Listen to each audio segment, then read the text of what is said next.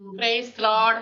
ജോയ്സ് ടിവിയിലൂടെ ഞങ്ങളെ ശ്രദ്ധിക്കുന്ന എല്ലാ പ്രിയപ്പെട്ട ദൈവമക്കൾക്കും യേശുക്രിസ്തുവിന്റെ നാമത്തിൽ ഞങ്ങളുടെ സ്നേഹവും വന്ദനവും അറിയിക്കുന്നു. പ്രിയപ്പെട്ട ദൈവമക്കളെ, നിങ്ങളൊക്കെ കർത്താവിലെ സന്തോഷമായിരിക്കുന്നു വിശ്വസിക്കുന്നു. കർത്താവ് എല്ലാ പ്രിയപ്പെട്ടവരെയും ധാരാളം അനുഗ്രഹിക്കുമാറാകട്ടെ. ഇന്ന് നമ്മോടൊപ്പം അനുഗ്രഹിക്കപ്പെട്ടതായ ഒരു കർത്താവിന്റെ ദാസനാണ് കടന്നു വന്നിരിക്കുന്നത്, രാജീവ് പണിക്കര്. തന്റെ ജീവിതത്തിന്റെ അനുഭവം ഷെയർ ചെയ്യേണ്ടതിന് കർത്താവിനെ കണ്ടുമുട്ടിയ വിധങ്ങളും കർത്താവ് തന്നെ നടത്തിയ വിധങ്ങളും ഒക്കെ ഒത്തിരി ഉണ്ട്. നിങ്ങൾ വളരെയധികം ശ്രദ്ധയോടെ പ്രാർത്ഥനയോടെ ഒക്കെ കൂടെ ആയിരുന്നാൽ ഈ സാക്ഷ്യം നിങ്ങളുടെ ഓരോരുത്തരെയും ആത്മീക ജീവിതത്തിന്റെ അനുഗ്രഹത്തിനും കർത്താവിനോട് നിങ്ങളെ അടുപ്പിക്കുന്നതിന് മുഖാന്തരവുമായി തീരുമെന്ന് ഞങ്ങൾ കർത്താവിന് വിശ്വസിക്കുന്നു. ആ പ്രിയപ്പെട്ട കർത്താവിന്റെ ദാസനെ ജോയ്സ് ടിവിയിലേക്ക് തന്റെ ജീവിതത്തിന്റെ അനുഭവം ഷെയർ ചെയ്യേണ്ടതിന് ഞങ്ങൾ ഹാർദവുമായി സ്വാഗതം ചെയ്യുന്നു. ആമേൻ. Praise Lord. ദേവദാസനെ, എന്തൊക്കെയുണ്ട് വിശേഷങ്ങള്? ഓക്കെ പാസ്റ്റർ, ഇപ്പൊ നമ്മളോടൊപ്പം ജോയിൻ ചെയ്തിരിക്കുന്ന എവിടെ നിന്നാണ്? തിരുവനന്തപുരം. ഓക്കെ. വീട്ടിൽ ആരൊക്കെ ഉണ്ട് പാസ്റ്റർ? വീട്ടില് ഭാര്യ, മൂത്ത ആളിന് 2 കുഞ്ഞുങ്ങളുണ്ട്. ദുബായിലാണ്. എന്റെ മൂത്ത മോള് നാട്ടിലാണ്. Okay pastor. ഓക്കെ, ഇപ്പൊ സഭാ ശുശ്രൂഷയോടുള്ള ബന്ധത്തിലാണ് അല്ലേ? അതെ അതെ. ഓക്കെ, കർത്താവ് സഹായിക്കട്ടെ. ഞങ്ങളോടൊപ്പം ആയിരിക്കുന്നതിൽ ഞങ്ങൾക്ക് ഒത്തിരി സന്തോഷമുണ്ട്. ദേവദാസനെ കർത്താവ് സഹായിക്കട്ടെ. അതിന്റെ ജീവിതത്തിലേക്ക് കടന്നു പോകുന്നതിന് മുന്നമേ തന്നെ നമുക്ക് ദൈവസന്നിധിയിൽ ഒന്ന് പ്രാർത്ഥിക്കാം. Hallelujah, hallelujah. സ്തോത്രം, സ്തോത്രം, സ്തോത്രം. പരിശുദ്ധ കർത്താവേ, നന്ദി നിറഞ്ഞ ഹൃദയത്തോടെ ഞങ്ങൾ അങ്ങേ വാഴ്ത്തുന്നു, സ്തുതിക്കുന്നു, സ്തോത്രം ചെയ്യുന്നു. പാങ്ങളുടെ സന്നിധി ഞങ്ങളെ ഏൽപ്പിക്കുന്നു. പ്രിയ കർത്താവിന്റെ ദാസനെ ഏൽപ്പിക്കുന്നു. കർത്താവ് നടത്തിയ വിധങ്ങളൊക്കെ സംസാരിപ്പാനുള്ള കൃപ കർത്താവ് കൊടുത്താട്ട് വായോടും നാവോടും പരിശുദ്ധാത്മാവ് കൂടെ ഇരിക്കണമേ. കേൾവിക്കാർക്ക് വലിയൊരു അനുഗ്രഹമായി മാറുവാന് കർത്താവിന്റെ നാമം ഈ സാക്ഷ്യത്തിനോട് ഉയർത്തപ്പെടുവാൻ അനേകർ ക്രിസ്തുവിലേക്ക് ആകർഷിക്കപ്പെടുവാൻ കർത്താവ് സഹായിക്കുമാറാകണമേ എന്ന് അപേക്ഷിക്കുന്നു. നിങ്ങളെ സമ്പൂർണമായി ഏൽപ്പിക്കുന്നു യേശു ക്രിസ്തുവിന്റെ നാമത്തിൽ തന്നെ. ആമേൻ. ഹല്ലേലൂയ. ആമേൻ, ആമേൻ. ഓക്കെ പാസ്റ്റർ, ഇനിയുള്ള സമയം ഞാൻ കർത്താവിന്റെ ദാസന് നൽകി തരികയാണ്. ജീവിതത്തിന്റെ അനുഭവം ഷെയർ ചെയ്യാം. Okay, welcome pastor, welcome. ക്ഷണിച്ച തോമസ് ജോർജ് ഭാഷക്കും കുടുംബത്തിനും ഇപ്പോൾ ഇരിക്കുന്ന ജമാവയ്ക്കുള്ള വന്ദനം ഞാൻ അറിയിച്ചു കൊടുക്കുന്നു. പ്രത്യേകിച്ച് ജോയ്സ് ടിവിയില് ഇങ്ങനെ ഒരു അവസരം ദൈവം ഒരുക്കുന്നതിനായിട്ട് ഞാൻ ദൈവത്തിൽ സന്തോഷിക്കുകയാണ്. കാരണം അത് അനേകർക്ക് പ്രയോജനമാകും. നമുക്ക് എത്തിച്ചെല്ലുവാൻ കഴിയാത്ത മേഖലകളിൽ പ്രത്യേകിച്ച് ഇങ്ങനെയുള്ള ചാനലുകൾ അത് മുഖാന്തരമാണ് അനേകർക്ക് അത് ആശ്വാസമാക്കിയത്. എൻ്റെ പേര് രാജീവ് എന്നാണ്. എങ്കിലും എന്നെ അറിയപ്പെടുന്നത്, വിളിക്കുന്നത് രാജീവ് പണിക്കരെന്നാണ്. എൻ്റെ സ്വന്തം സ്ഥലം ഇപ്പോൾ ആയിരിക്കും തിരുവനന്തപുരം എന്ന സ്ഥലമാണ്. അതിൻ്റെ തൊട്ടടുത്തുള്ള ഒരു ഗ്രാമമാണ് പഴച്ചൻ പഞ്ചായത്ത് എന്ന് പറയും. ആ ഗ്രാമത്തിലാണ് ജനിച്ചു വളർത്തപ്പെട്ടത്. എൻ്റെ അപ്പനും അമ്മയും, അപ്പൻ മരിച്ചുപോയി, അമ്മ ഇപ്പോഴും ഉണ്ട്. അപ്പനും അമ്മയ്ക്കും 4 മക്കളാണ്. അതിൽ 4ാമനായിട്ടാണ് ജനിക്കുവാൻ എന്നെ സഹായിച്ചത്. അതുപോലെ തന്നെ ഞാൻ വിവാഹം കഴിഞ്ഞു. ഞാൻ നേരത്തെ പറഞ്ഞതുപോലെയാണ് ഭാര്യയും 2 പെൺമക്കളുമുണ്ട്. അവരെ വിവാഹം കഴിഞ്ഞു. അവർക്ക് ഒരാൾക്ക് 2 കുഞ്ഞുങ്ങൾ, ഒരാൾക്ക് 1 കുഞ്ഞുമുണ്ട്. ഞാൻ ഇപ്പോൾ സഭാ ശുശ്രൂഷയുടെ മേഖലയിൽ ആയിരിക്കുന്നു. എൻ്റെ ബാല്യകാലം എന്ന് പറയുമ്പോൾ 1 വയസ്സ് മുതൽ 12 വയസ്സ് വരെയുള്ള ഒരു അത്ര വലിയ ഓർമ്മയില്ലെങ്കിലും എൻ്റെ അമ്മയപ്പന്മാരെ പറഞ്ഞ ചെറിയൊരു ഓർമ്മ എൻ്റെ മനസ്സിലുണ്ട്. ഈ 12 വയസ്സ് വരെ ഞാൻ ഭവനത്തിൽ ഒരു നല്ല കുഞ്ഞായിരുന്നു. കാരണം മാതാപിതാക്കൾക്ക് അനുസരണമുള്ള ഒരു നല്ല കുഞ്ഞായിട്ട് വളർന്നു എന്നാണ് പിൽക്കാലങ്ങളിൽ അറിഞ്ഞത്. എങ്കിലും ഞാനൊരു ഹൈന്ദവ കുടുംബത്തിൽ ജനിച്ച് വളർത്തപ്പെട്ടത് കൊണ്ട് തന്നെ വളരെ ആചാരാനുഷ്ഠാനങ്ങളും മറ്റേ ഭക്തിമാർഗങ്ങളിൽ കൂടിയായിരുന്നു ജീവിതത്തിന്റെ എല്ലാ മേഖലയിലും. വീട്ടിനകത്താണെങ്കിൽ വീടൊരു അമ്പലം പോലെയായിരുന്നു. എൻ്റെ അപ്പൻ ഒരു ശിവഭക്തനായിരുന്നു. അതുകൊണ്ട് തന്നെ ക്ഷേത്ര സംഗതികളിലൊക്കെ വളരെ വളരെ ഉത്സാഹമുള്ള ഒരു അപ്പനായിരുന്നു. എന്നെ കുഞ്ഞുനാളിൽ 6 വയസ്സ് 7 വയസ്സുള്ളപ്പോഴൊക്കെ തന്നെ ക്ഷേത്രങ്ങളിൽ രാവിലെ കൊണ്ടുപോയി അവരോടൊപ്പം അങ്ങനെ ഒരു ഭക്തി മാർഗത്തിൽ ആയിരുന്നു വളർന്നു പോകുന്നത്.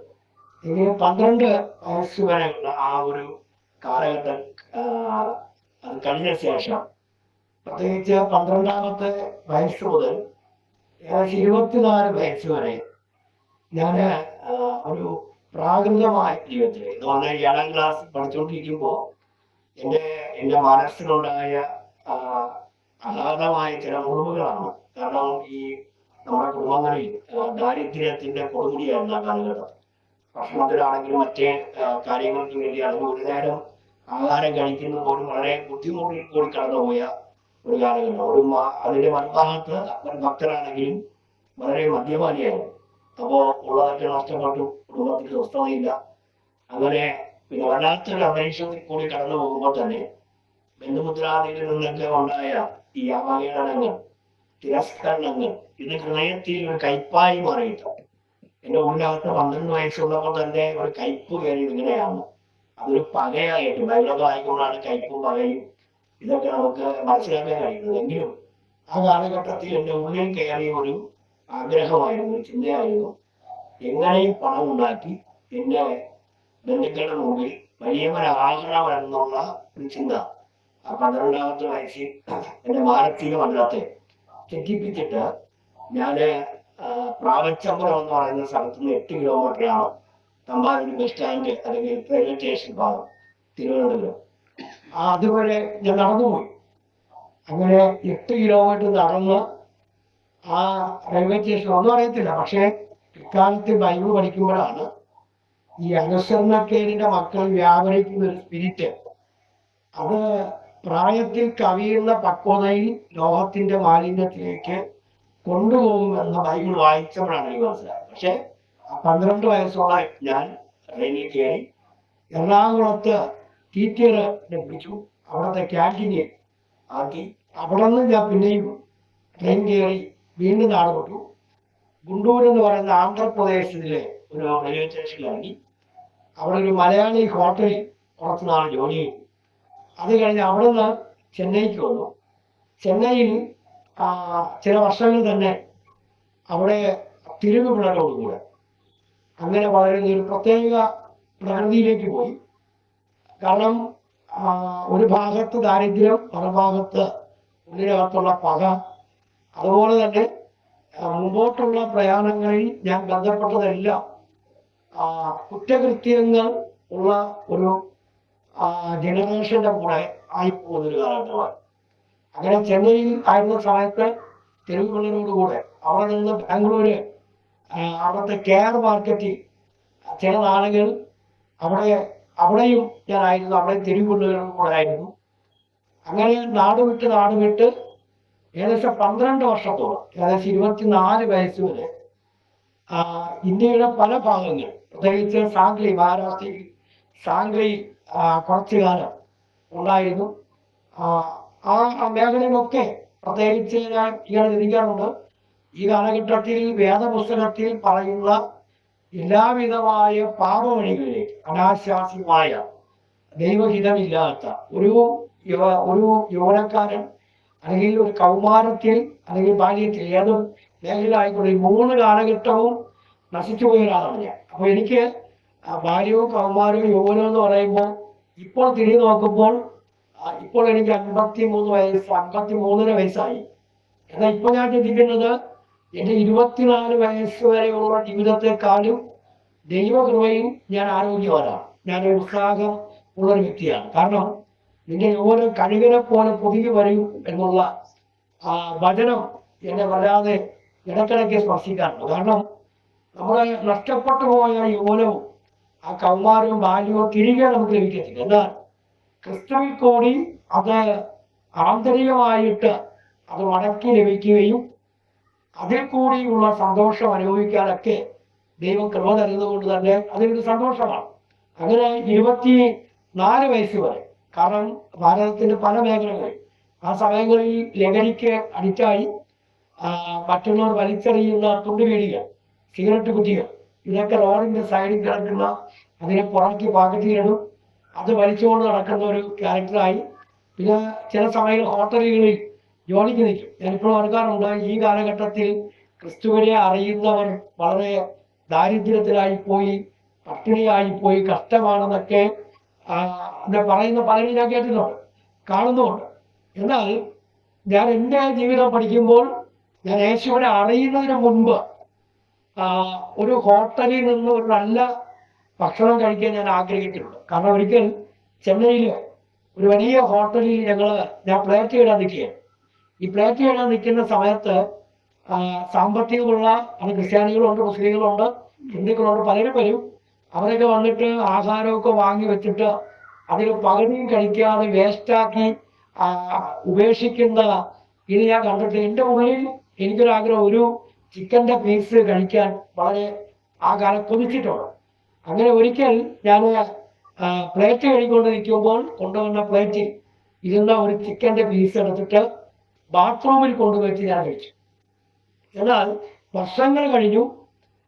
ഞാൻ അതിൻ്റെ ഒരു ബ്രാഞ്ച് ഹോട്ടലുമായി ബന്ധപ്പെട്ട് ഞാൻ നാട്ടിൽ വന്നു. അവിടെയും ഇതുപോലെയുള്ള സംഭവങ്ങൾ പിന്നെ ഞാനത് പ്രാക്ടീസ് ആക്കി. കാരണം ആരും കാണാത്ത ആഗ്രഹിക്കുന്ന ഫുഡുകൾ എത്തി പ്ലേറ്റിനെടുത്ത് മറ്റാരും കാണാതെ കഴിക്കുന്ന ഒരു രീതി എനിക്കുണ്ടായിരുന്നു. എത്തി പ്ലേറ്റിൽ ആയതുകൊണ്ട് ആരും അത് തെറ്റായിട്ട് വ്യാഖ്യാനിക്കത്തില്ല എന്നൊരു ചിന്ത എനിക്കുണ്ടായിരുന്നു. എന്നാൽ വർഷങ്ങൾ കഴിഞ്ഞു. ഞാൻ ക്രിസ്തുവിനെ അനുഭവിച്ചതിൻ്റെ ഒരു കാര്യം പറയാനാണ്. കാരണം തിരുവനന്തപുരത്ത് ഉള്ള മെഡിക്കൽ കോളേജ് ആശുപത്രിയുടെ അടുക്കൽ ഞാൻ അന്ന് പ്ലേറ്റ് കഴിയ ഹോട്ടലിൻ്റെ ഒരു ബ്രാഞ്ച് ഹോട്ടൽ, പുതിയൊരു ഹോട്ടൽ, AC ഹോട്ടലുമാണ്. അപ്പോൾ ഒരു ഫാമിലി എറണാകുളത്ത് നിന്ന് പ്രാർത്ഥിക്കാൻ വേണ്ടി ഈ കുടുംബമായിട്ട് ഇവിടെ മെഡിക്കൽ കോളേജ് വന്നിട്ട് ഞങ്ങൾ അവിടെ പോയി. ഞാനും വേറെ മാസ്റ്ററുണ്ട്. അപ്പോൾ എന്നെ കൊണ്ട് പ്രാർത്ഥിപ്പിക്കാൻ വേണ്ടിയാണ് അവർ വന്നത്. അങ്ങനെ ആ പ്രാർത്ഥനയ്ക്ക് ചെന്ന് കഴിഞ്ഞു. ഉച്ചയ്ക്ക് അവർ പറഞ്ഞു ഫുഡ് കഴിച്ചിട്ട് പോവാം എന്ന് പറഞ്ഞിട്ട് ഈ ഹോട്ടലിൽ വിളിച്ചോണ്ട് പോയി. അവർ AC റൂമിൽ ഞങ്ങളെ കൊണ്ടിരുത്തി. അവർ 4 പേരും കൂടി എന്ന് പറഞ്ഞാൽ കോടീശ്വരനായ 4 പേര്, അപ്പനും അമ്മയും 2 മക്കളും കൂടി ഞങ്ങൾ ദേവദാസന്മാർക്ക് ഭക്ഷണം വിളമ്പി തന്നിട്ടാണ് അവർ കഴിച്ചത്. അപ്പോൾ എൻ്റെ കൂടെ ഉള്ള ദേവദാസന് എൻ്റെ അനുഭവം അറിയാവുന്നത് കൊണ്ട് ആ ദേവദാസൻ ഹൃദയത്തിൽ പറഞ്ഞു, രാജീവ് മാഷ് ഇപ്പൊ കരയാതിരുന്നാൽ കൊള്ളാം. എന്താ കാരണം എന്ന് ചോദിച്ചാൽ, ഞാൻ എത്തിപ്പേറ്റ് കഴുകി ആഹാരത്തിന് പിന്നെ ആഗ്രഹിച്ച അതേ ബ്രാഞ്ച് ഹോട്ടലിനകത്ത് ക്രിസ്തുവിനെ അറിഞ്ഞ ഒറ്റ കാരണത്താണ്.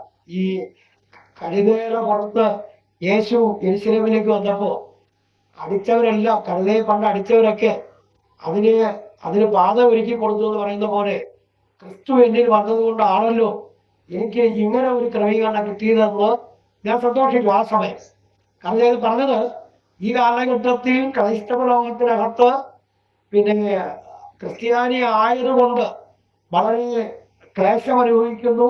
ഞങ്ങൾ മുൻപായിരുന്ന വഴി പോയിരുന്നെങ്കിൽ കൊള്ളാം ആയിരുന്നു എന്നൊക്കെ ചിന്തിക്കുന്ന പലർക്കും എൻ്റെ ഈ വാക്ക് ഒരു ആശ്വാസമാക്കിയിട്ടുണ്ട്. കാരണം ക്രിസ്തുവിനെ അനുഭവിച്ച് യഥാർത്ഥത്തിൽ അറിയുന്ന ഒരു വ്യക്തിക്ക് ആ വ്യക്തിയുടെ ജീവിതത്തിലുള്ള എല്ലാ നന്മകളും കർത്താവ് യേശു ക്രിസ്തുവിൽ കൂടി ലഭിക്കുമെന്ന് ഒരു ഉറച്ച വിശ്വാസമുള്ള ഒരാളാണ് ഞാൻ. കാരണം യേശുവിനെ അറിയുന്നതിന് മുൻപ് ഞാൻ 7 വയസ്സിൽ എൻ്റെ അപ്പൻ RSSന്റെ ശാഖയിൽ കൊണ്ടാക്കിയതാണ്. ആ ശാഖയിൽ നിന്നും ഞാൻ 12 വയസ്സായപ്പോൾ നാടോട്ട് പോകുന്നു. എന്നാൽ ആ സമയങ്ങളൊക്കെ എൻ്റെ മാനസിക മണ്ഡല ഹൃദയമെല്ലാം ഹൈന്ദവ എന്ന് വെച്ചാൽ ആചാര അനുഷ്ഠാനങ്ങളുടെ തീവ്രതയിരിക്കുന്ന കാലഘട്ടമാണ്. അതിൽ കൂടി തന്നെ എനിക്ക് ഓർമ്മയിലുള്ളത്, വർഷങ്ങൾ ഞാൻ ശബരിമല ക്ഷേത്രത്തിൽ പ്രസാദമുണ്ടാക്കുന്ന എന്ന് പറഞ്ഞാൽ അവിടെ സ്വാമിയെ പോലെയാണ്, ഒരു സ്വാമിയെ പോലെ, ഒരു സന്യാസിയെ പോലെയൊക്കെ അവിടെ ആയിരുന്നു. എൻ്റെ ജാതക പ്രകാരം ഞാൻ ബ്രഹ്മചാരിയായിരിക്കണം, ബ്രഹ്മത്വമുള്ളവനായിരിക്കണം. ബ്രഹ്മചാരി വിവാഹം കഴിക്കാൻ പാടില്ല. കാരണം എന്തൊക്കെ ജാതക പ്രകാരവും അല്ലെങ്കിൽ എൻ്റെ ആദ്യവിശ്വാസത്തിൽ പറഞ്ഞിരുന്ന സകലതും മാറ്റിമറിച്ചുകൊണ്ടാണ് യേശുക്രിസ്തുവിൽ കൂടി ഒരു പുനർജീവനം എനിക്ക് ലഭിച്ചെന്ന് ഞാൻ ഓർക്കുമ്പോൾ എനിക്ക് ഭയങ്കര സന്തോഷമാണ്. കാരണം എവിടെയും ആ സാക്ഷ്യം പറയാൻ എനിക്ക് മടിയില്ല. കാരണം മാതാപിതാക്കൾക്ക് തലവേദനയായി, നാട്ടുകാർക്ക് തലവേദനയായി, പോലീസ് അധികാരികൾക്ക് തലവേദനയായി, അതിലുപരി പൈസ ഉണ്ടാക്കാൻ ശവശരീരങ്ങളെ, ആത്മഹത്യ ചെയ്യുന്ന ശവശരീരങ്ങളെ തൂങ്ങി നിൽക്കുന്നവരെ കെട്ടടിച്ചിറക്കി അവരെ പോലീസിന്റെ കയ്യിൽ അവരുടെ വസ്ത്രങ്ങൾ പിടിപ്പിച്ച് കൊടുക്കുന്ന റെയിൽവേ സ്റ്റേഷനടുത്താണ് എൻ്റെ മകൻ. അവിടെയൊക്കെ ട്രെയിൻ കയറി മരിക്കുന്നവരുടെ അവയവങ്ങൾ തെറിച്ചു പോകാറുണ്ട്. അങ്ങനെ വീണ് പോകുന്ന ശവത്തിന്റെ ഭാഗങ്ങൾ, മാംസങ്ങൾ എടുത്തുകൊണ്ട് കൊടുക്കുക. ഇങ്ങനെ അതെല്ലാം ഉപരി ഹൈന്ദവ മാർഗത്തിൽ ഒരാൾ മരിച്ചു കഴിഞ്ഞാൽ ശവം ദഹിപ്പിക്കുന്നതാണ് പതിവ്. ആ ദഹിപ്പിക്കുന്നവരുടെ ആൾക്കാർക്ക് സഹായമായി രാത്രി മുഴുവൻ ആ ശവപ്പറമ്പിലിരുന്ന് ആ ശരീരം ദഹിക്കുന്നത് വരെ ആ തീയിൽ നിന്നും തീയെടുത്ത് വീതിയെല്ലാം വലിച്ച് രാത്രി ഉറക്കം വിളിച്ചിരുന്ന ഒരു കാലഘട്ടം. ഞാൻ എന്തിനാ ഇതൊക്കെ ഒരു ചുരുക്കമാക്കി പറഞ്ഞു ചോദിച്ചു കഴിഞ്ഞാൽ, ഒരു പ്രാകൃതനായിരുന്ന നികൃഷ്ടമായിരുന്ന ദുഷ്ടഹൃദയത്തിനുടമയായിരുന്ന, ആർക്കും വേണ്ടാതെ ആർക്കും വഴങ്ങാതെ എല്ലാവരാലും അവഹേളിക്കപ്പെടുന്ന രീതിയിൽ പിശാച ആയുധമായി ഉപയോഗിച്ച ഒരു വ്യക്തി എന്ന നിലയിൽ എനിക്ക് ബൈബിൾ വായിച്ച മനസ്സിലായി, എന്നെ നയിച്ചത് എൻ്റെ വീട്ടിൽ നിന്നും എൻ്റെ നാട്ടിൽ നിന്നും ദേശത്തിൽ നിന്നും എന്നെ വല്ലാത്ത ഒരു പാതയിലേക്ക്, ലോകത്തിന്റെ മാലിന്യത്തിലേക്ക്, മദ്യത്തിനും കഞ്ചാവിനും മയക്കുമരുന്നിനും മറ്റ് അനാശാസ്യ പ്രവൃത്തികളിലേക്ക് കടന്നു പോകുവാൻ അമ്മയപ്പന്മാർക്ക് അപമാനമായി. എൻ്റെ അപ്പനെ പോലീസുകാര് എന്നെ കിട്ടാത്തത് കൊണ്ട് എൻ്റെ അപ്പനെ പിടിച്ചോണ്ടു. അപ്പൻ മാന്യ വ്യക്തിയായതുകൊണ്ട് ഉപദ്രവിക്കത്തില്ല. അപ്പൻ എഴുതി വെച്ചിട്ട് വീട്ടിൽ മടങ്ങി വരും. അമ്മയാണെങ്കിൽ എന്നെ ചൊല്ലി കണ്ണുനീരാണ്. എൻ്റെ വീടിന്റെ അടുത്ത് 2 മരങ്ങളുണ്ട്. ഈ മരത്തിന്റെ മുകളിലെ കൊമ്പിലാണ് രാത്രിയിലൊക്കെ വന്ന് ഞാൻ ഒളിച്ചു കിടക്കുന്നത്. അത് ചിന്തിക്കേണ്ട കാര്യമാണ്. കാരണം ഇന്ന് അങ്ങനെ ചെയ്യാൻ പറ്റുമെന്ന് വെച്ചാൽ എനിക്ക് കഴിയത്തില്ല. പക്ഷെ അന്ന് ഞാന് ഒരു എന്താ പറയും, ഒരു മൃഗസ്വഭാവത്തോടു കൂടി മരത്തിന്റെ മുകളിൽ കൊമ്പിന്റെ ചില്ലകളിൽ കമ്പന്ന് കിടന്ന് രാത്രി ഉറങ്ങിയ കാലഘട്ടങ്ങളുണ്ട്. കാരണം ഇറങ്ങാൻ കഴിയത്തില്ല. ഇറങ്ങിയാൽ പോലീസ് വിളിക്കും. സമൂഹത്തിൽ പല കുറ്റകൃത്യങ്ങൾക്ക് ഞാൻ കൂട്ടാളിയായിരുന്നു. അതുകൊണ്ട് തന്നെ ഒരു വല്ലാത്ത ഭയം, നമുക്കറിയാം, ഉള്ളിനകത്തൊരു ഭയം കയറിയ, സ്വന്തം ദേശത്ത്, സ്വന്തം ഭവനത്തിൽ, സ്വന്തം നാട്ടുകാരുടെ നടുവിൽ വരുവാൻ തന്നെ ഭയപ്പെട്ട വർഷങ്ങൾ ഒളിവിൽ കഴിയുന്നത് പോലെ ജീവിച്ച എൻ്റെ ജീവിതത്തെ യേശുക്രിസ്തു എന്ന ഞാൻ ഏറ്റവും കൂടുതൽ വെറുത്ത, ഏറ്റവും കൂടുതൽ എതിർത്ത, ഏറ്റവും കൂടുതൽ ദുഷിച്ച കർത്താവ് യേശുക്രിസ്തു 24-ാമത്തെ വയസ്സിൽ എന്നെ സന്ദർശിച്ചു എന്ന് പറയുന്നത് തന്നെയാണ് ഏറ്റവും വലിയ അത്ഭുതകരമായ സാക്ഷ്യം എന്ന് പറയുന്നത്. കാരണം 1997 ഞാൻ ഒരു കേസുമായി ബന്ധപ്പെട്ട് ഒരുപാട് കേസുകൾ എൻ്റെ വീട്ടിലുണ്ടെങ്കിലും ഒന്നിനും ഞാൻ അകപ്പെടത്തില്ല. കാരണം ഞാൻ ഓരോ കാര്യങ്ങൾ ചെയ്തിട്ട് ഇവിടെ നിന്ന് പിന്നെ എന്ത് ചെയ്യും, നാട് വിട്ടു പോകും. പിന്നെ വർഷങ്ങൾ കഴിഞ്ഞിട്ടായിരിക്കും തിരിച്ചു വരുന്നത്. അപ്പൊ അങ്ങനെയുള്ള ഒരു കാരണത്താൽ യാദൃച്ഛ്യമായിട്ട് തിരുവനന്തപുരത്ത് കാഞ്ഞിരംകുളം എന്ന് പറയുന്ന പോലീസ് എന്നെ പിടിച്ചു. ഒരു രാത്രി സെല്ലിലിട്ടിട്ട് അവരെന്റെ പേരിൽ ഇവരെ ഇങ്ങനെ വിട്ടാൽ ശരിയാകത്തില്ല എന്ന് പറഞ്ഞിട്ട് ഇവനൊരു ശിക്ഷ വേണം എന്ന് പറഞ്ഞ് ചില കള്ളക്കേസുകൾ എന്റെ പേരിലാക്കി നെയ്യാറ്റിൻകര കോടതിയിൽ കൊണ്ടുവന്നു. നെയ്യാറ്റിൻകര കോടതിയിൽ കൊണ്ടുവന്നിട്ട് കോടതിയിൽ ജഡ്ജി എനിക്ക് ഒരു 14 ദിവസം എന്നെ തടവിലായിട്ട് വിട്ടു. 14 ദിവസം, മിനിമം 14 ദിവസം ആക്കി അവർ കുറച്ച് എന്നെ വിട്ടു. അങ്ങനെ സബ് ജയിൽ തിരുവനന്തപുരം, അന്ന് അട്ടക്കുളങ്ങര, ഇന്ന് സ്ത്രീകളുടെ ജയിലാണ്. അന്ന് അട്ടക്കുളങ്ങര സബ് ജയില് പുരുഷന്മാരുടെ ജയിലാണ്. ആ ജയിലിലേക്ക് ജഡ്ജി പേപ്പർ എഴുതി വിട്ടു. എന്നാൽ എന്റെ പേരൊക്കെ റെക്കോർഡ് എഴുതിക്കൊണ്ടിരിക്കുമ്പോൾ ഒരു പോലീസ് അധികാരി വന്നിട്ട് പറഞ്ഞു, നീ വിവാഹം കഴിച്ചവനാണോന്ന് ചോദിച്ചു. അപ്പൊ അതിനിടയിൽ 21-ാമത്തെ വയസ്സിൽ തന്നെ എന്ത് പറയും, ഗുണ്ടായുസത്തിൽ കൂടി ഒരു പാവപ്പെട്ട പെൺകുട്ടിയെ വിവാഹം കഴിക്കാൻ ദൈവം എന്നെ സഹായിച്ചു. അതൊക്കെ ഒരു ചരിത്രമാണ്. കാരണം അവളുടെ വീടിന്റെ പരിസരത്തുള്ള ഒരാൾക്കോ അവരുടെ കുടുംബത്തിലുള്ള എതിർപ്പ് നിമിത്തം പിന്നെ എന്നെ കരുവാക്കി ആ പെൺകുട്ടിയെ എന്നോട് കൂടെ. പക്ഷെ എൻ്റെ ജീവിതത്തിനകത്ത് ഒരു സത്യമായൊരു കാര്യം എന്ന് പറഞ്ഞാൽ, എല്ലാ പ്രകൃതിപരമായ ദൂഷ്യങ്ങൾ ചെയ്യുമെങ്കിലും ഈ പെൺകുട്ടികളെ ഉപദ്രവിക്കുന്ന ഒരു സ്വഭാവം എനിക്ക് അപ്പോഴും ഇല്ല.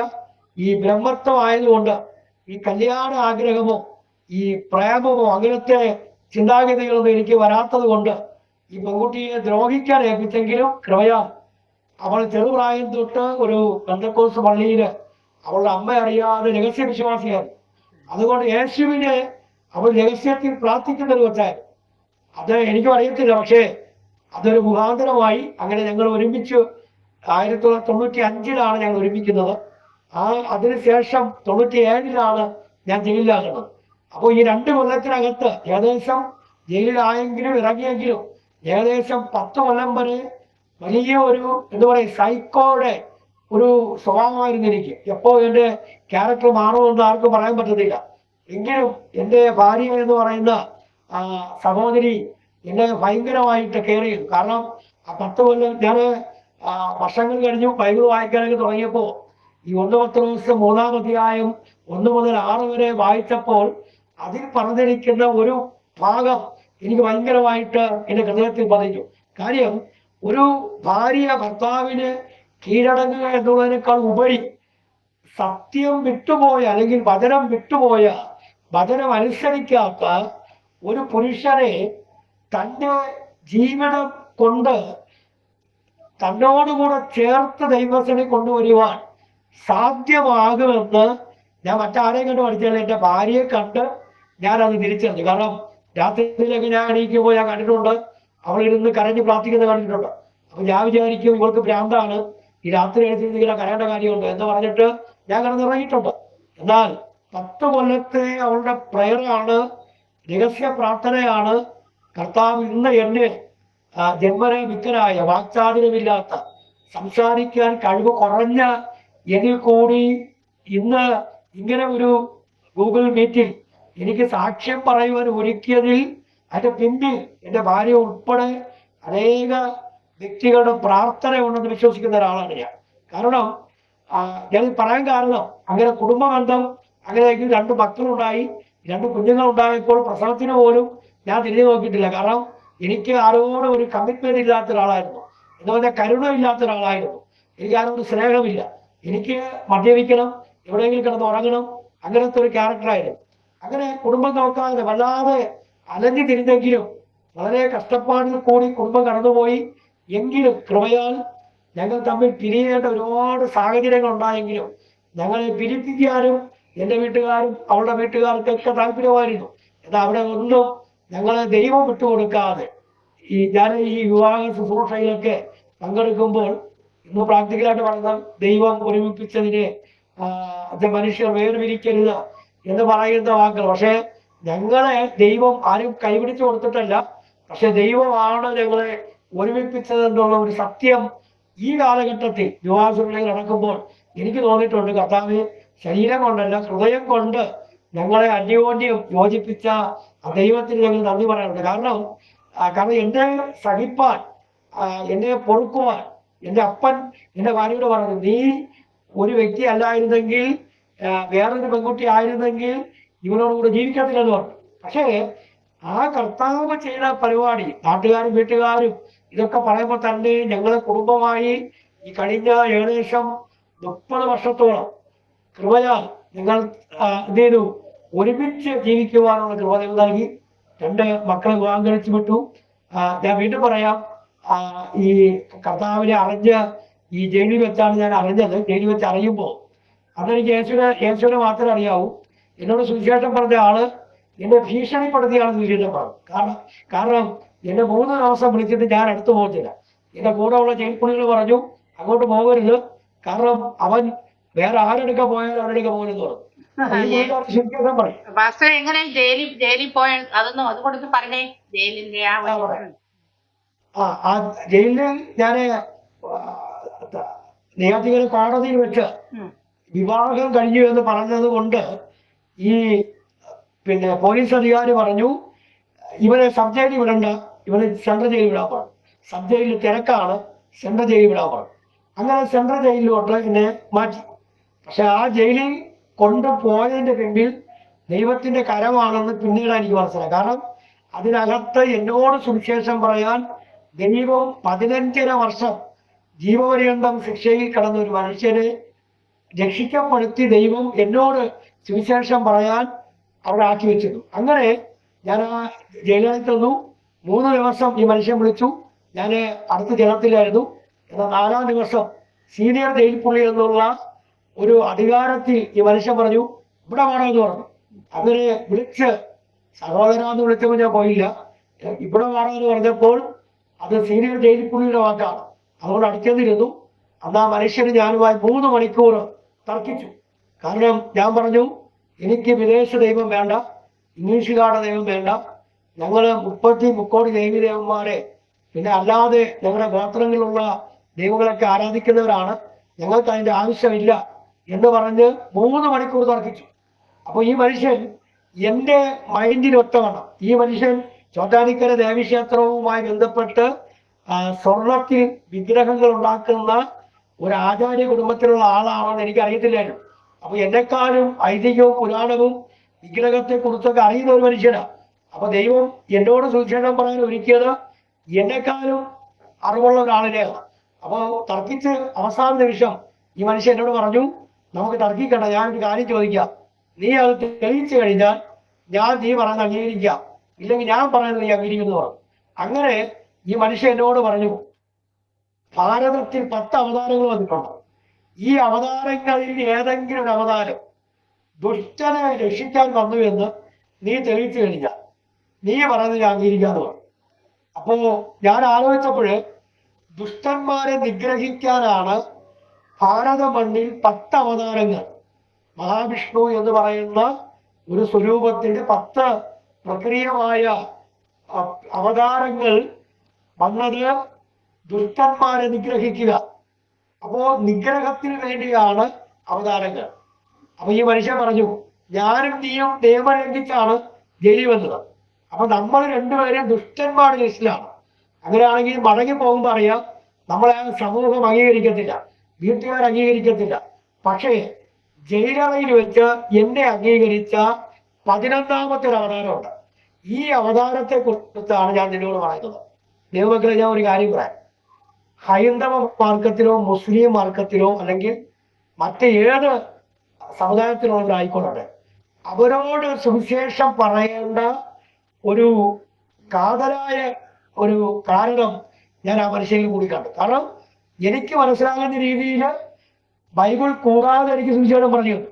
അപ്പൊ എനിക്കൊരു കാര്യം മനസ്സിലായി. ഈ മനുഷ്യൻ എന്നോട് പറഞ്ഞു, പിന്നീട് ഞാൻ കണ്ടുപിടിച്ചതാണ് ആ വാക്യം, വാഗൊണ്ടിങ്ങനെ പറഞ്ഞു, ക്രിസ്തുയേശു ഈ ലോകത്തിൽ വന്നത് പാപികളെ രക്ഷിപ്പാൻ വേണ്ടിയാണ്. ഈ വചനം വിശ്വാസയോഗ്യമാണ്. നീ വിശ്വസിക്കുമെങ്കിൽ നീ ഇവിടെ നിന്ന് ഇറങ്ങിയാൽ ഇനി നീ കുറ്റവാളിയായിട്ടല്ല ക്രിസ്തുവിന്റെ സാക്ഷിയായിട്ട് മാറുന്നു. നിങ്ങളറിയാമോ, 11 കൊല്ലത്തിന് ശേഷം ഈ മനുഷ്യന്റെ വാക്ക് ഫലിച്ചു. 11 കൊല്ലത്തിന് ശേഷം ഇതേ ദൈവദാസന്മാരിൽ കൂടെ ഞാൻ പൂജപ്പുര സെൻട്രൽ ജയിലിൽ പോയിട്ട് ഞാൻ സാക്ഷ്യം പറഞ്ഞു. എന്തുകൊണ്ടാ? കർത്താവ് കണ്ടിരിക്കുന്ന ഒരു വ്യക്തി അത് എവിടെ കിടന്നാലും, ഏത് ചേർച്ചിൽ കിടന്നാലും, ഏത് എന്താ പറയും അനാശാസ്യ പ്രവൃത്തിയിലോ പാപത്തിലോ കിടന്നാലും കർത്താവ് ലോകത്തിൽ വന്നത് നീതിമാന്മാരെ രക്ഷിക്കാനല്ല, പാപികളെ രക്ഷിക്കാനത്രേ. ആ പാപികളിൽ ഒരു വ്യക്തിയായിരുന്ന എൻ്റെ ജീവിതത്തിൽ ക്രിസ്തുവിനെ ആ മഹത്വത്തോടെ വരച്ചു കാണിച്ച ആ ദൈവദാസൻ മുഖാന്തരം ഞാൻ യേശുവിനെ കർത്താവായി രക്ഷിതാവായി പൂജപ്പുര സെൻട്രൽ ജയിലിന് അകത്ത് വെച്ച് എനിക്ക് സ്വീകരിക്കുവാൻ ദൈവനെ സഹായിച്ചു. അവിടെ ഞാൻ ഇറങ്ങുമ്പോൾ പിന്നെ ഒരു 97 ഓണം സമയത്താണ് ഞാൻ അവിടെ നിന്ന് റിലീസാകുന്നത്. ആ റിലീസായി പുറത്തു വരുമ്പോൾ സ്നേഹ സന്ദേശം എന്നൊരു പുസ്തകം എൻ്റെ കയ്യിൽ തന്നു. യഥാർത്ഥത്തിൽ അത് പുതിയ നിയമ ബൈബിളാണ്. അതിൻ്റെ പുറത്ത് സ്നേഹ സന്ദേശം എഴുതിയിട്ടുണ്ട്. ഞാൻ 97 ജയിലിൽ നിന്ന് ഇറങ്ങി. എന്നെ ആരും കൈക്കൊണ്ടില്ല, ആരോട് പറഞ്ഞിട്ടും ആരും വിശ്വസിക്കത്തില്ല. പിൽക്കാലത്ത് ഞാൻ പൗലോസിനെ കുറിച്ച് കണ്ടപ്പോൾ പൗലോസ് നന്നായി ശുശ്രൂഷകനായി ശിഷ്യനായെന്ന് പറഞ്ഞിട്ട് അന്നത്തെ സമൂഹം അംഗീകരിച്ചില്ല. അതിൻ്റെ വേറൊരു ലെവലായിരുന്നു.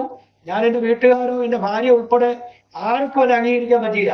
ഞാൻ മാറിയെന്ന് പറഞ്ഞിട്ടും ആർക്കും അംഗീകരിക്കാൻ കഴിഞ്ഞില്ല. അങ്ങനെ ഞാൻ വീണ്ടും വണ്ടിപ്പെരിയാർ എന്ന് പറയുന്ന സ്ഥലത്ത് എൻ്റെ ഒരു സ്നേഹിതന്റെ അടുക്കൽ പോയി ഞാൻ അവിടെ താമസിച്ചു. അവിടെ താമസിച്ചുകൊണ്ടിരിക്കുമ്പോൾ 2 ദൈവദാസന്മാര് ഈ വീട് വിസിറ്റിങ്ങിന് വേണ്ടി വന്നപ്പോൾ പിന്നെ എന്തിന് ജീവിതത്തിൽ സംഭവിച്ചത്, എവിടെ പോയാലും പാസ്റ്റർമാര് എന്നെ കൈകൂടെ പിടിക്കും. കാരണം ആ ദൈവത്തിന് കരുതലെന്ന് ഞാൻ ഇന്ന് വിശ്വസിക്കുന്നു. അവർ 2 ദൈവദാസന്മാരുടെ വീട്ടിൽ വന്നു. ആ വീട്ടിൽ വന്നിട്ട് പറഞ്ഞു, ഞങ്ങൾ സുവിശേഷകരാണ്, ഒന്ന് പ്രാർത്ഥിച്ചോട്ടാന്ന് ചോദിച്ചു. ഞാൻ വളരെ കുഴപ്പമില്ല, പ്രാർത്ഥിക്കാൻ പറഞ്ഞു. അപ്പൊ എനിക്ക് അതുവരെയുള്ള ജയിലിൽ പോകുന്നവരെയുള്ള വെറുപ്പ് ഈ ക്രിസ്ത്യാനികളിൽ നിന്നും മാറി. എനിക്ക് ക്രിസ്തുവിനെ ഇഷ്ടമായപ്പോൾ ക്രിസ്ത്യാനികളെ ഇഷ്ടമായി. അതുകൊണ്ട് പാസ്റ്റർമാരോട് ഞാൻ ബഹുമാനത്തോടെ പറഞ്ഞു, പ്രാർത്ഥിക്കാൻ പറഞ്ഞു. അതിൽ ദൈവാസനോട് പറഞ്ഞു, ഇനി നിങ്ങൾ ഇവിടെ വരുന്നത് ദൈവം അനുവദിക്കാതെ വരരുത്, വലിയ നഷ്ടങ്ങൾ ഉണ്ടാകും എന്നൊക്കെ പറഞ്ഞു. പക്ഷെ ചില വർഷങ്ങൾ കഴിഞ്ഞപ്പോൾ സംഭവിച്ചു. കാരണം 40,000 രൂപ വരെ കൊണ്ടുവന്ന് അവിടെ വന്ന് വീണ്ടും തെറ്റായ രീതിയിലൊക്കെ ചെലവാക്കി വളരെ പ്രശ്നങ്ങളുണ്ടായി.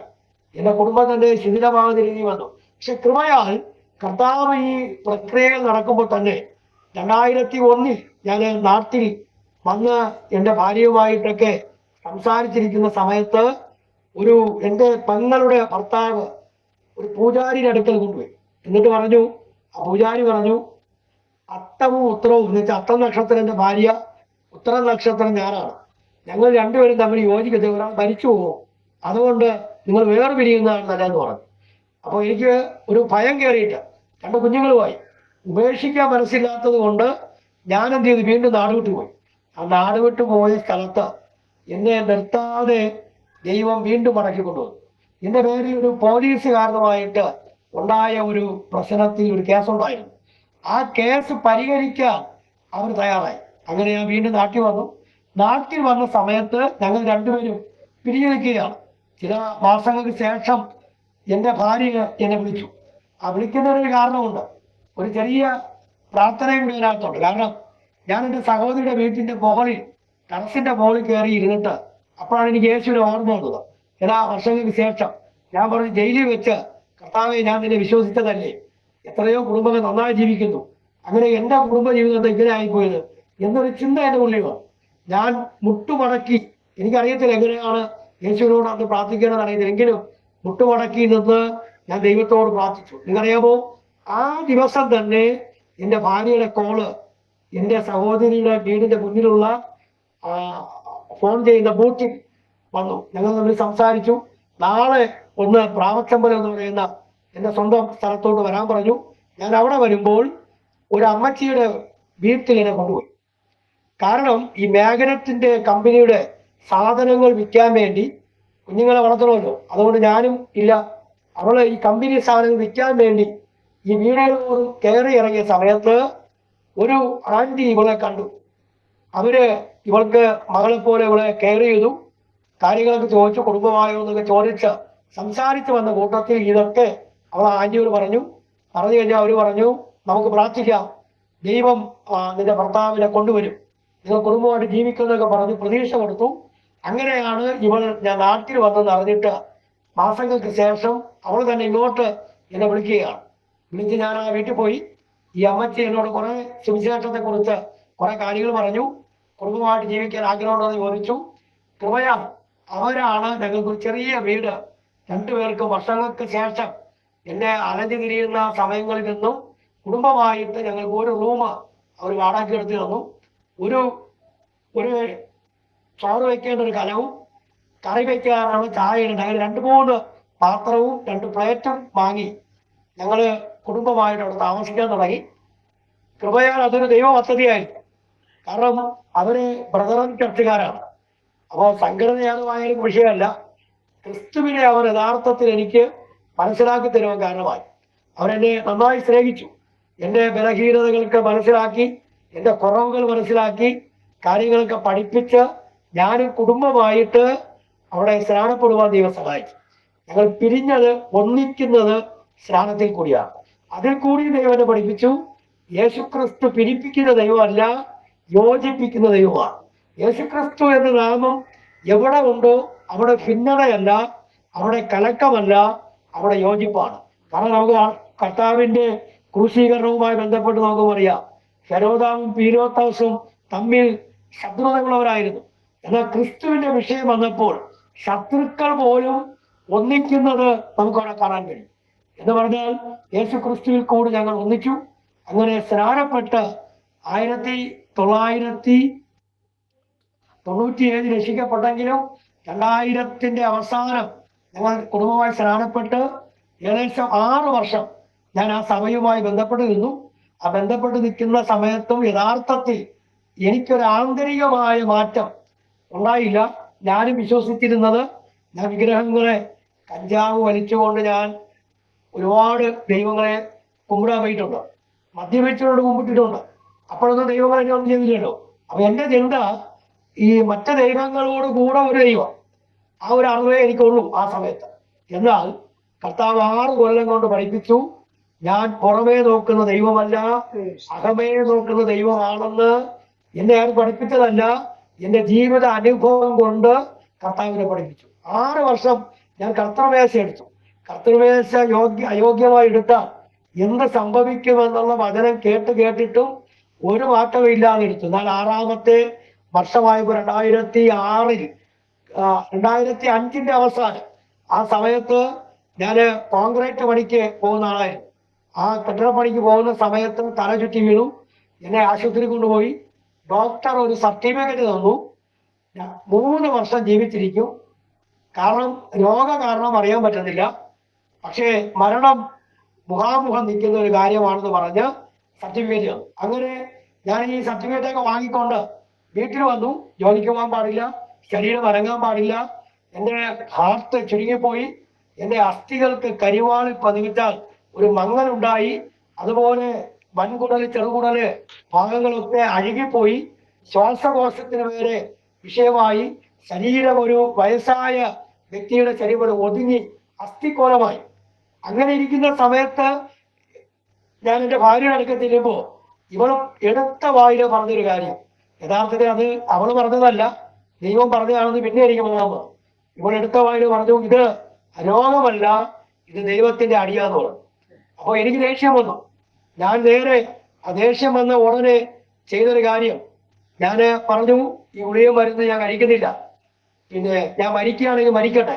കാരണം എൻ്റെ അകത്ത് കിടക്കുന്ന ഒരു വാക്കെന്ന് പറഞ്ഞ് രക്ഷിക്കപ്പെട്ടാൽ സ്വർഗത്തിൽ പോകും.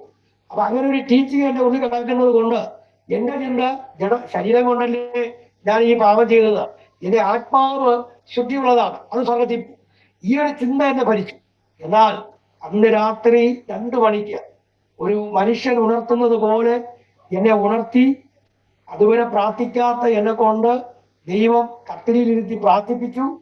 ബൈബിൾ വായിക്കാത്ത ഞാൻ അന്ന് ബൈബിൾ തുറന്ന് വായിച്ചു. അപ്പോൾ ലഭിച്ച ഒരു വാക്യം കൃത്യമായിട്ട് ഈ കാലഘട്ടത്തിൽ എനിക്ക് പറയാൻ കഴിയും. പരിശുദ്ധാത്മാവ് ഒരു വ്യക്തിയെ പഠിപ്പിക്കുമെന്ന് പറഞ്ഞാൽ അത് ഉറപ്പായ കാര്യമാണ്. അന്ന് 1 കൊരിന്ത്യർ 3:16-17 വാക്യമാണ് ഞാൻ വായിച്ചത്. അത് വായിച്ചപ്പോൾ എനിക്ക് അപ്പോഴൊന്നും മനസ്സിലായില്ലെങ്കിലും പിന്നീട് എനിക്ക് മനസ്സിലായി, നിങ്ങൾ ദൈവത്തിന്റെ മന്ദിരമെന്നും ദൈവത്തിന്റെ ആത്മാവ് നിങ്ങളിൽ വസിക്കുന്നുവെന്നും നിങ്ങൾ അറിയുന്നില്ലയോ? ദൈവത്തിന്റെ മന്ദിരത്തെ നശിപ്പിക്കുന്നവനെ ഞാൻ നശിപ്പിക്കും.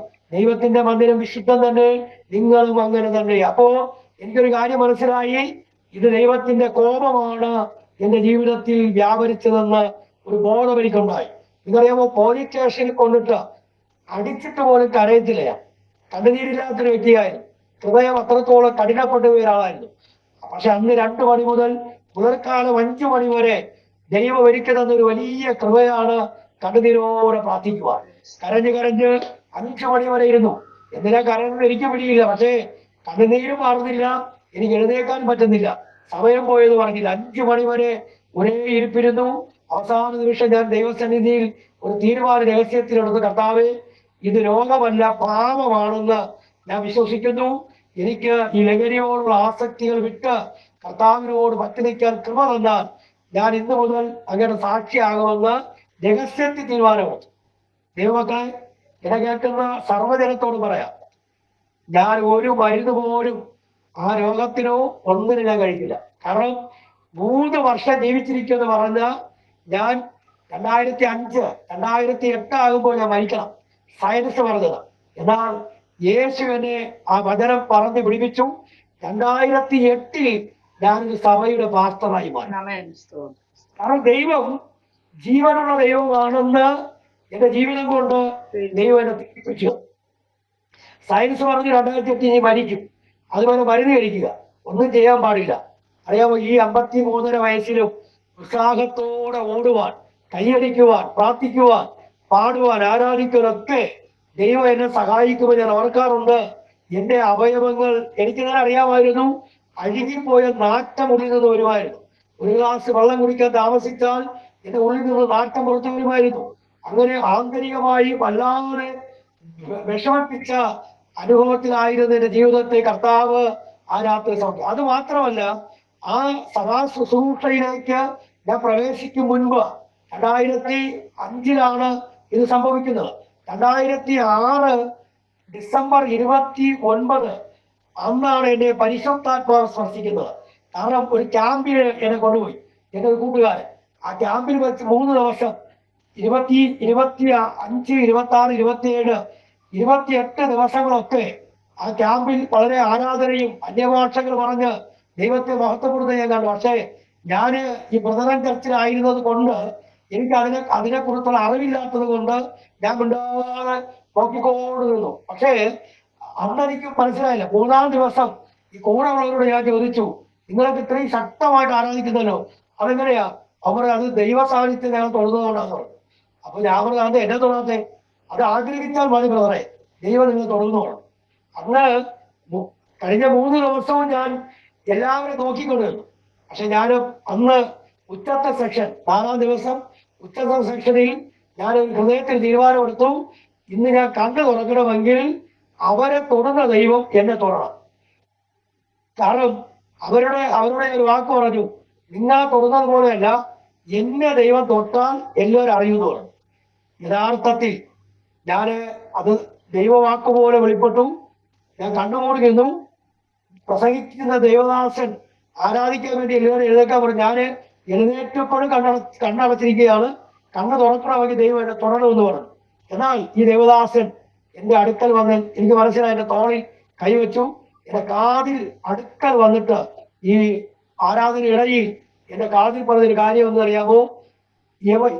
ജനനം മുതൽ ഇവനെ പാപത്തിന്റെ പടുകുടി വലിച്ചിഴച്ച് ഇവനെ ഉയർച്ച പ്രാപിക്കാതെ ആക്കി തീർത്ത ദുരാത്മാവിനോട് കൽപ്പിക്കുന്നു, ഇവനെ വിട്ട് മാറിപ്പോകാൻ കൽപ്പിച്ചു.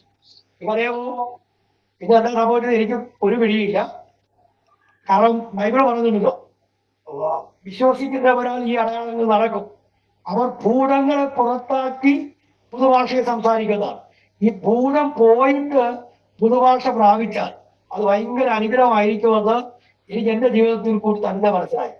അങ്ങനെ ഞാൻ പിന്നീട് ഉണരുന്നത് ഏകദേശം 2-2.5 മണിക്കൂർ ശേഷമാണ്. ഞാൻ ഉണരുമ്പോൾ ദൈവദാസന്മാരും കൂടെ ഉള്ളവരെല്ലാം ക്യാമ്പിൽ 63 പേരുണ്ടായിരുന്നു. സ്റ്റുഡൻ്റായിട്ട് 63 പേര്.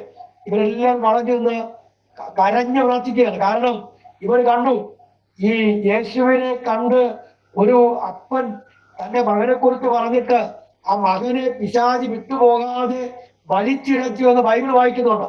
എന്നാൽ ഇവർ 1.5 മണിക്കൂർ കണ്ടു. എനിക്ക് ബോധമില്ലെങ്കിലും എന്റെ ശരീരത്തിൽ അവിടെയിട്ട് വല്ലാതെ വിട്ടുമാറാതെ ഒരു ദുരാത്മാവ് വർഷങ്ങൾ കുടിയിരുന്നതാ. അവിടെ യേശു പറഞ്ഞത്, ഒരാത്മാവ് നിങ്ങളെ വിട്ടു പോയിട്ട് അത് ഊടാടി സഞ്ചരിച്ചിട്ട് തന്റെ വീട്ടിലേക്ക് മടങ്ങി വരും. കാരണം അതിനെവിടെയെങ്കിലും ഇരിക്കാനൊരു സ്ഥലം വേണം, അസ്വസ്ഥാത്മാവിന് ഇരിക്കാനൊരു ഇടം വേണം. പക്ഷെ ദൈവം എന്നിലുള്ള ആ ദുരാത്മാവിനെ പുറത്താക്കി ഒരു പുതിയ ആത്മാവിനെ ദൈവം എനിക്ക് നൽകിയത് 2006 ഡിസംബർ 29-ാം തീയതിയാണ്. എന്റെ ജീവിതം മരണം വരെ ഞാൻ മറക്കത്തില്ല. കാരണം അതിന് ശേഷമാണ് ദൈവം എന്നെ ഉപയോഗിക്കുവാൻ, നന്നായി ജീവിക്കുവാൻ എന്റെ രൂപം മാറി, എന്റെ സംസാരം മാറി. ഇന്നെന്നെ കാണാൻ, പണ്ട് എന്നെ കൊല്ലാൻ നടന്ന പലരും ഇന്നെന്നെ കാണുമ്പോൾ അറിയത്തില്ല, എന്നെ കണ്ടിട്ട് രൂപം മാറിപ്പോയി. ഇന്ന ആളെന്ന് പറഞ്ഞാൽ അത് വിശ്വസിക്കുന്നില്ല. എനിക്കൊരു കാര്യം മനസ്സിലായി, ഒരുത്തൻ ക്രിസ്തുവിനായാൽ അവൻ പുതിയ സൃഷ്ടി, പഴയത് കഴിഞ്ഞു പോയി, ഇതാ അത് പുതുതായി തീർന്നിരിക്കുന്നു എന്ന് വചനം പറയുന്നത് പ്രസംഗിക്കാനുള്ളതല്ല, അത് നമ്മുടെ ജീവിതമാണെന്ന് കർത്താവിനെ പഠിപ്പിച്ചു. അങ്ങനെ ആ വിഷയത്തോട് കൂടി 2007 ഞാൻ വയനാട് കുവൈറ്റിൽ പോകാനൊരു അവസരം ഒരുങ്ങി. എന്റെ പെങ്ങൾ കുവൈറ്റിലാണ്. എന്റെ ശരീരം മാറി, അസുഖമെല്ലാം മാറി, ക്ലിയറായി, ശരീരം വണ്ണം വെച്ചു. ആരോഗ്യം വന്നപ്പോൾ വീട്ടുകാരെല്ലാം കൂടെ തീരുമാനിച്ചു, ഇവനെ കുവൈറ്റില് ഇനിയെങ്കിലും ഒരു പ്രയോജനം ഉണ്ടാകില്ല, അതുവരെ ഒരു പ്രയോജനം ആർക്കും ഉണ്ടായിട്ടില്ല, അതുകൊണ്ട് ഇവനെ അങ്ങോട്ട് അയക്കാമെന്ന് പറഞ്ഞു. അങ്ങനെ 2007 എനിക്ക് പാസ്പോർട്ടൊക്കെ എടുത്തു, ഡ്രൈവിംഗ് ലൈസൻസ് എടുത്തു. എല്ലാം ഒരുങ്ങിയിരിക്കുന്ന സമയത്ത് വയനാട് ആദിവാസി മേഖലയിൽ 2 മിഷണറിമാരെ ഞങ്ങൾ അപ്പോൾ ആയിരുന്ന യഹോവ റാഫ, ഞാൻ വ്രതം വിട്ടു, ഒരു മിനിസ്ട്രിയായിട്ട് ബന്ധപ്പെട്ടിരിക്കുകയായിരുന്നു. അപ്പോ ആ മിനിസ്ട്രിയിലുള്ളവരെ ഒരു മിഷണറി അയക്കാൻ തീരുമാനിച്ചു. അങ്ങനെ 2 പേര്, ഒരാൾ പഴയ ആള്, ഒരാൾ പുതിയ ആള്. അങ്ങനെ ഒരു മീറ്റിംഗ് നടന്നുകൊണ്ടിരിക്കുമ്പോൾ എല്ലാവരും കണ്ണുമൂടാൻ പറഞ്ഞു. കണ്ണുമൂടി, ദൈവാത്മാവ് ഉത്തേജിപ്പിക്കുന്നവർ മാത്രം കൈ ഉയർത്തുക എന്ന് പറഞ്ഞു. എല്ലാവരും കണ്ണുമൂടി.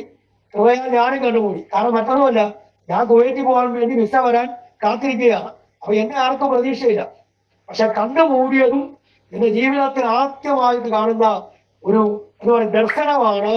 ഒരു വെള്ള വസ്ത്രധാരിയുടെ കൈ എന്റെ വലം കൈയെ പിടിച്ച് ഉയർത്തി.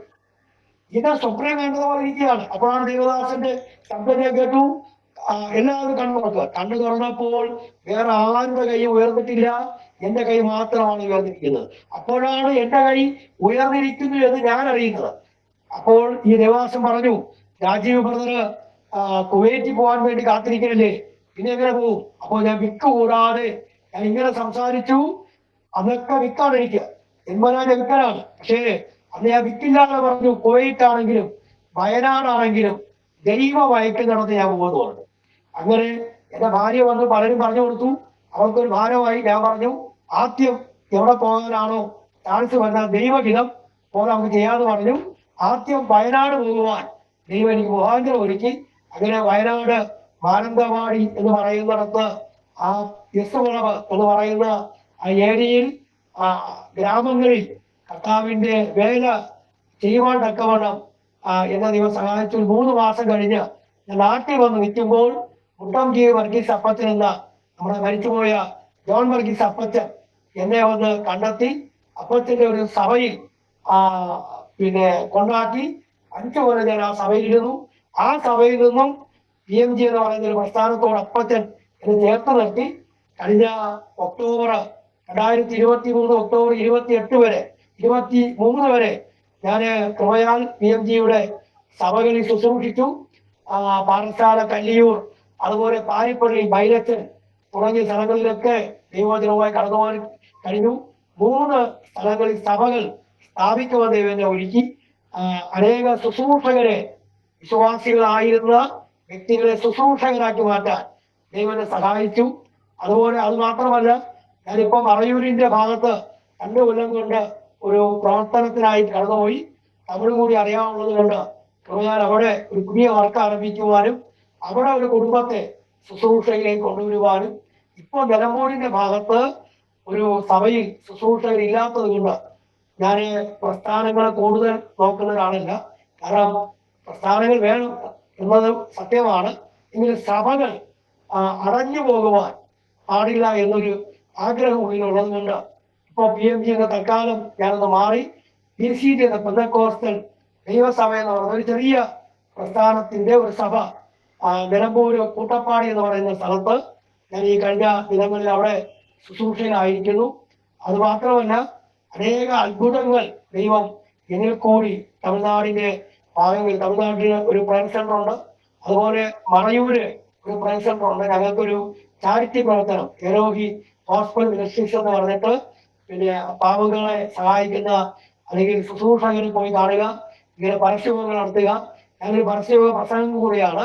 കാരണം പരസ്യയോഗങ്ങൾ കൂടുതൽ എല്ലാ മാസവും പരസ്യയോഗങ്ങൾ നടത്തുന്നു. ആരും കയറി ചെല്ലാൻ കഴിയാത്ത മേഖലകളിലൊക്കെ കർത്താവിന്റെ സാക്ഷ്യവുമായിട്ട് പരസ്യയോഗങ്ങൾ പല സംഘടനയിലുള്ള ദേവദാസന്മാരെ യോജിപ്പിച്ച് അങ്ങനെ പരസ്യയോഗങ്ങളൊക്കെ നടത്തുവാൻ ദൈവം സഹായിച്ചുകൊണ്ടിരിക്കുന്നു. കാരണം ഈ കാലഘട്ടത്തിൽ എനിക്ക് തിരിച്ചറിയാൻ കഴിഞ്ഞൊരു കാര്യം, എത്ര നീതമായി നികൃഷ്ടമായി കിടക്കുന്ന ഒരു വ്യക്തിയെ യേശുക്രിസ്തുവിൽ കൂടി ആ വ്യക്തിയെ പുനർജീവിപ്പിക്കുവാൻ കഴിയുമെന്നുള്ള ഒരു സത്യം എനിക്ക് ഗ്രഹിപ്പാൻ ദൈവത്തെ സഹായിച്ചു. 2 ഗാനങ്ങൾ എഴുതുവാൻ ദൈവം സഹായിച്ചു. പിന്നെ അത് ഒരെണ്ണം മലയാളത്തിൽ റിലീസ് ചെയ്യാനൊക്കെ അതിൻ്റെ ഒരു സാക്ഷ്യം കൂടിയാണ്. ദൈവം എനിക്ക് എൻ്റെ അനുഭവത്തിൽ തന്ന ഒരു പാട്ടാണ്. പിന്നെ ഒരു തമിഴ് ഒരു ഗാനം എഴുതാനും അത് പാടി അത് പുറത്തിറക്കാനൊക്കെ ദൈവം സഹായിച്ചു.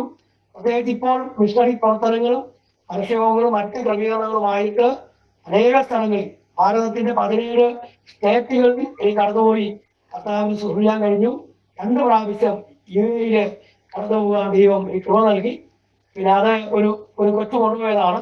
പ്രാർത്ഥിച്ച് അവരുടെ പൈശാചിക ശക്തികൾ മാറി അവർക്ക് വിദേശത്ത് പോകാൻ ഒരു ചാൻസ് വന്നപ്പോൾ അവൻ എന്നെ ഒരു വിസിറ്റിംഗ് വിസയിൽ അവരോട് കൂടെ നിൽക്കുവാൻ, അവർ പോകാൻ അവിടെയായിരുന്നു, അതിനുവേണ്ടി കൊണ്ടുപോയതാണ്.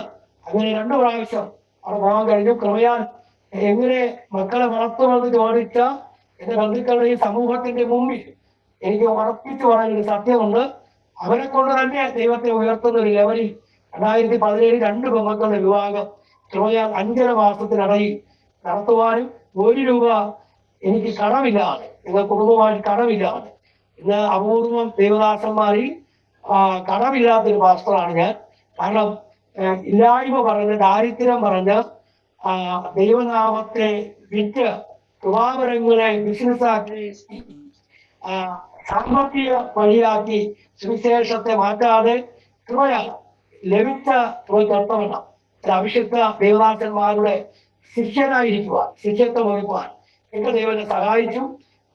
ഇപ്പോൾ എനിക്ക് തോമസ് ഭാഷ എന്നെ വിളിച്ച് സംസാരിക്കുമ്പോൾ എന്റെ ഉള്ളിൽ വന്ന മറ്റൊന്നുമല്ല, എനിക്ക് വേണ്ടി ഇങ്ങനൊരു കാര്യം ഒരുക്കുവാൻ ദൈവം മുന്നമേ കണ്ടിരുന്നു. കാരണം അങ്ങനെ ഒരു നല്ല ചിന്താഗതിയിലേക്ക് ദൈവം സഹായിച്ചു.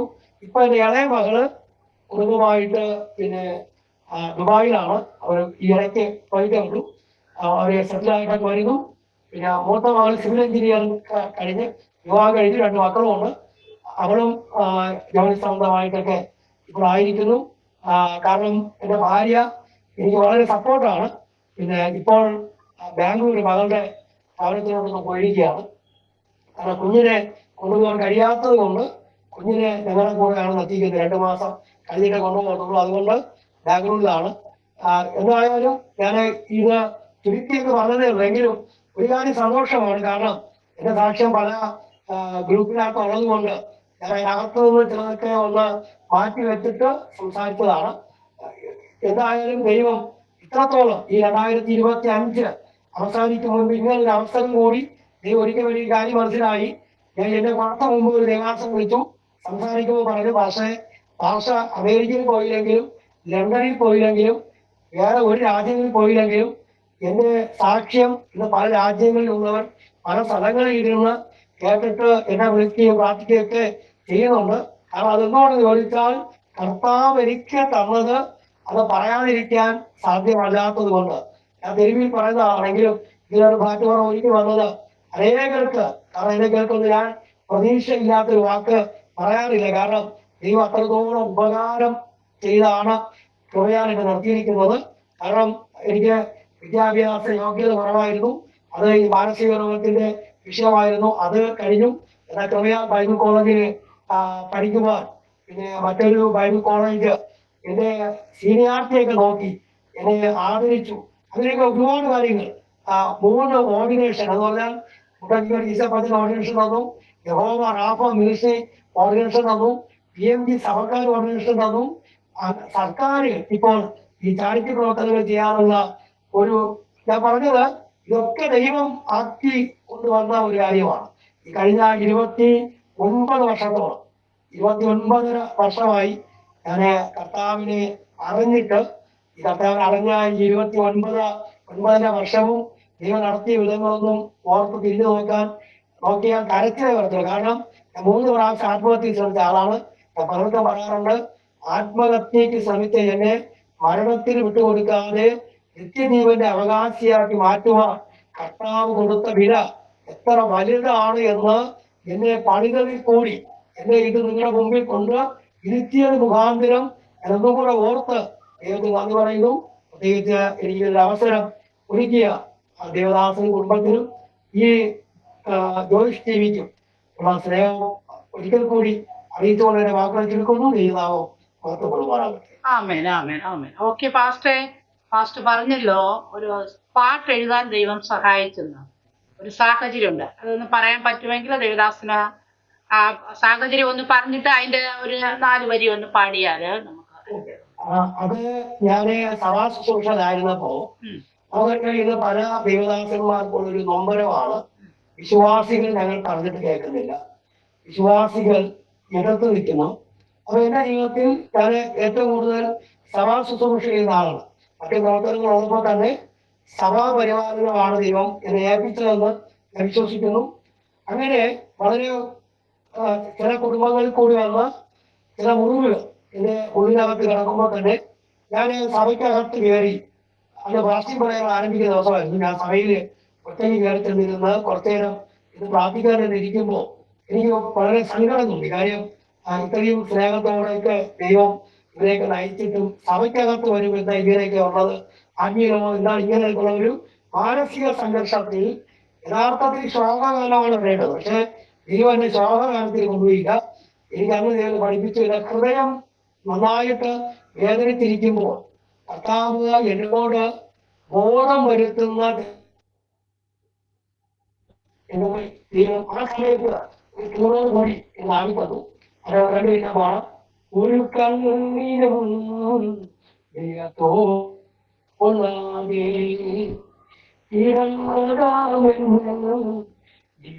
ജീവിതത്തെ ഒരു കണ്ണിനും തോന്നാതെ ഇടന്നതാമെന്നും ജീവിതത്തെ നന്നായെന്നു പറഞ്ഞവർ മുമ്പിൽ നൽകാരങ്ങൾ നൽകി നടത്തിയോരേ നന്നായെന്നു പറഞ്ഞവർ മുമ്പിൽ നൽകാരങ്ങൾ നൽകി നടത്തിയോരേ ആരാധ്യനേ എന്നേശുവേ അർപ്പിക്കുന്നു എൻ ജീവിതം ആരാധ്യനേ എന്നേശുവേ അർപ്പിക്കുന്നു എൻ ജീവിതം.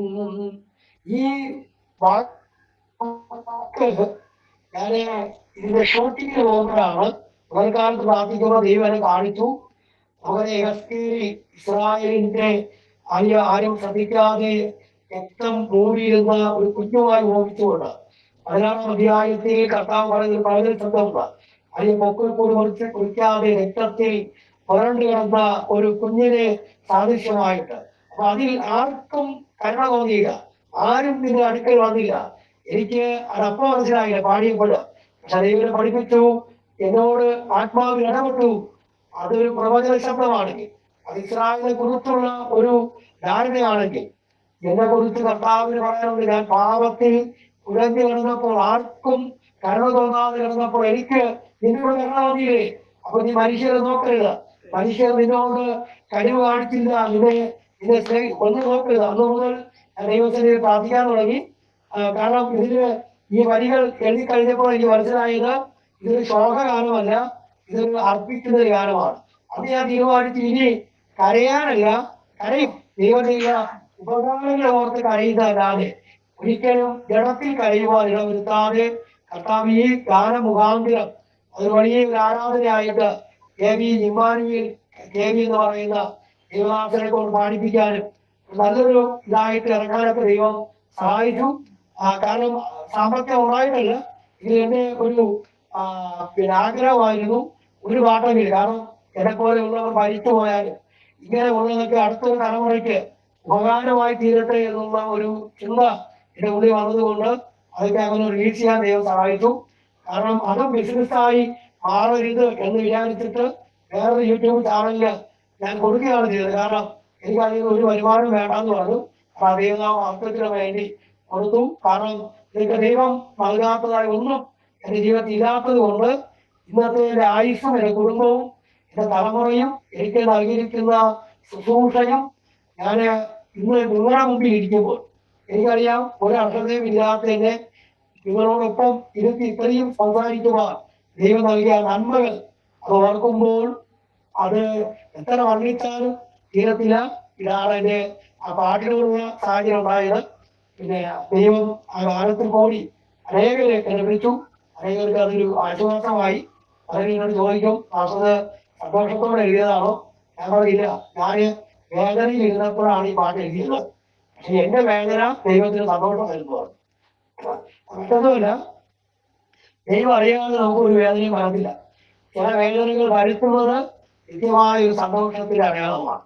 അതുകൊണ്ട് അങ്ങനെ ഒരു ആശ്വാസം ആ ഗാനത്തിൽ കൂടി ദൈവത്തിന് നൽകി അനേകർക്ക് അത് പ്രയോജനമായി തീരുമെന്ന് ഞാൻ വിശ്വസിക്കുന്നു. ഓക്കെ താങ്ക് യു പാസ്റ്ററെ. കർത്താവ് സഹായിക്കട്ടെ. ദേവദാസനൊന്ന് പ്രാർത്ഥിച്ചാണ്. പരിശുദ്ധമുള്ള നല്ല ദൈവമേ, സ്വർഗീയ പിതാവേ, ഞങ്ങൾ ഒരുമിച്ച് പ്രാർത്ഥിക്കുന്നു. പ്രത്യേകിച്ച് ജോയ്സ് ടിവിക്ക് വേണ്ടി അതിന്റെ മുമ്പിൽ പ്രവർത്തിക്കുന്ന വിശുദ്ധ കുടുംബങ്ങൾക്കായി കർത്താവെ, അടിയങ്ങളെ കണ്ടുകൊണ്ട് കേട്ടുകൊണ്ടിരിക്കുന്ന ഇനി കാണുവാനും കേൾക്കുവാനുള്ള എല്ലാവരെയും ഞങ്ങൾ ഓർത്ത് പ്രാർത്ഥിക്കുന്നു. ക്രിസ്തുവിൽ ഒരു വ്യക്തി എന്തായി തീരുമെന്ന് കർത്താവെ അടിയന്റെ ജീവിതത്തിൽ കൂടി ചുരുക്കമായി അറിയുവാൻ ദൈവം സഹായിച്ചു. അടിയനെ കേൾക്കുന്ന അനേകർക്ക്, അനേക തലമുറകൾക്ക്, അനേക മാതാപിതാക്കൾക്ക്, ഭാര്യ ഭർത്തൃ ബന്ധങ്ങൾക്ക് സഭാ കുടുംബ ജീവിതങ്ങൾക്ക് പാസ്റ്റർമാർക്ക് ഒക്കെ ഒരു അനുഗ്രഹമായി തീരുവാൻ എന്ന് ഒരുമിച്ച് ദൈവത്തിന് സമർപ്പിച്ച് പ്രാർത്ഥിക്കുന്നു. പ്രാർത്ഥനയ്ക്കെതിരായ സ്തോത്രം യേശുവിൻ നാമത്തിൽ തന്നെ. ആമേൻ. ആമേൻ.